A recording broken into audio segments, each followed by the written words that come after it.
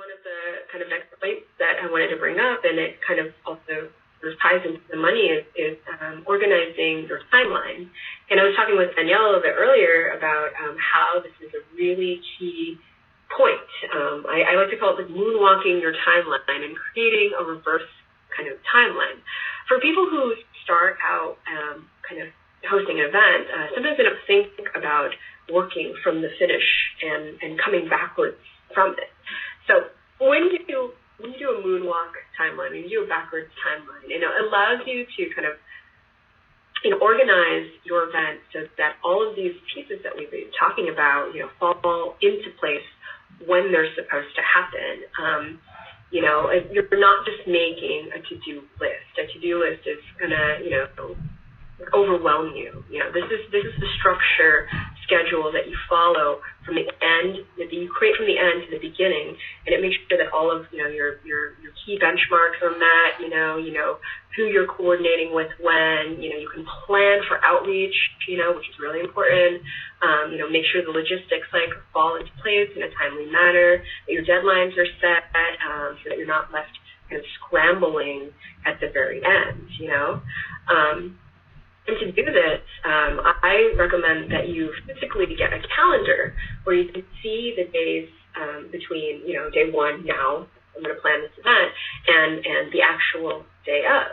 And, circle that day in red and start working backwards and start marking what you need to happen on these certain points. Like, ask yourself, what did it take to get to the end? And kind of moonwalk all the way back to day one, and you'll see the different steps kind of laid out in front of you. And it might take a little bit of practice at first. It's great for projects, little things, but it is such a fabulous way to know what needs to happen. And it's interesting too, because if you do this, you'll find things kind of like appearing that you didn't, or issues appearing that you didn't realize would happen, and you end up kind of pre-anticipating a challenge that would have just kind of struck you, sort of blindsided you when it actually happened. So it's a very key and critical tool, my favorite tool in any kind of event manager or project kind of bucket, is this backwards timeline. Making this kind of timeline, it's not stone, but reevaluating is important, because you see the pitfalls, or kind of the holes and the gaps, the danger zones, and you know that you need to adjust something. It's this realistic picture about what's going to happen, or it's it gives you a semi-realistic picture of what's going to happen, because with events it's kind of whatever at the end anyway. But this is a very good tool to at least control some of that out of control elements. Just two things that I want to say about this before we move on is that, when you're setting deadlines in here, and try to really hold fast to them. Like, don't make them like wiggly deadlines. It's like, on Wednesday I'll have finished, setting X amount of, or whatever, Wednesday I'll have sent, all of these pieces to the printer.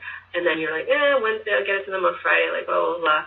But, people don't interpret time maybe the same as you would think in your head. And this is really important, is, if you're expecting and planning for 5 days and you're sending something off to a vendor that's doing something in 5 business days, that's different. If you have a weekend, that's 2 extra days, that could put off, your mailings, it could put off like people getting events, it could put off somebody getting paid. So really, stick to your deadlines. Think about time. Think about what time means to your vendor that's doing, service you, like printing your posters out or something like that, and kind of make this your little kind of project Bible as you sort of move along.